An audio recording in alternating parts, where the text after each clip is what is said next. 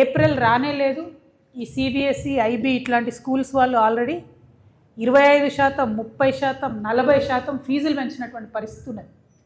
ఇప్పటికే అనేక జిల్లాలలో, హైదరాబాద్ మహానగరంలో మరీ ప్రత్యేకించి పేరెంట్స్ పోయి కంప్లీట్గా స్కూళ్ళ ముందు ధర్నాలు చేస్తున్నటువంటి పరిస్థితి ఉన్నది. ఫీజు కనబడడానికి ₹1,00,000 ఉంటుంది, కానీ ఇంకొక 30,000 అదనంగా, అది బస్సుకు అంటారు, స్కూల్కి అంటారు, బుక్స్కి అంటారు, రకరకాల పేర్లతో ఇంకొక 30,000 అదనంగా పేరెంట్స్ మీద బర్డెన్ ఉంటుంది. ఇంకొకటి ఏంటంటే, అన్ని ప్రభుత్వాల్లో ఒక రూల్ ఉంటుంది. 1,30,000 ఫీజు అంటే ఎవ్రీ మంత్ తీసుకోవాలి ఫీజు, ప్రతి నెల తీసుకోవాలి ఫీజు.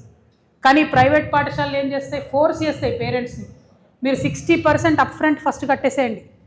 అంటే ఒక పేద మధ్యతరగతి ఉద్యోగికి భార్యాభర్త ఇద్దరు చేస్తే కూడా కుటుంబం వెళ్ళడం ఇబ్బందిగా ఉన్నటువంటి ఒక చిన్న కుటుంబంలో 60% ఫీజు అంటే ₹60,000 ఒకటేసారి కట్టాలి స్కూల్ కంటే నిజంగా దేవుడు కనబడే పరిస్థితి ఉన్నది ఇవాళ తెలంగాణ రాష్ట్రంలో. ఈ విషయాల మీదనే, ఈ అంశాల మీదనే రేవంత్ రెడ్డి గారు పదే పదే బీఆర్ఎస్ గవర్నమెంట్ అప్పుడు ఉన్నప్పుడు క్రిటిసైజ్ చేసి మీరు ఫీ నియంత్రణ చేయండి అని చెప్పిండ్రు. మరి ఇవాళ 3 సంవత్సరాలు అవుతుంది, 3 బడ్జెట్లు పెట్టుకున్నారు వీళ్ళు. మొన్న బడ్జెట్ సమావేశంలో కూడా నువ్వింత తిన్నావు అని వాళ్ళని వీళ్ళని వాళ్ళు తిట్టుకోవడం తప్పితే కనీసం పేద మధ్యతరగతి పిల్లలు ఇబ్బంది పడుతూ ఉన్నారు. మరి ఫీజు నియంత్రణ కోసం ఒక చట్టం తేవాలి అని చెప్పి ఆలోచన ఈ ప్రభుత్వానికి లేకపోవడం అనేది సిగ్గుచేటు. నేను అర్జెంటుగా డిమాండ్ చేస్తూ ఉన్నా.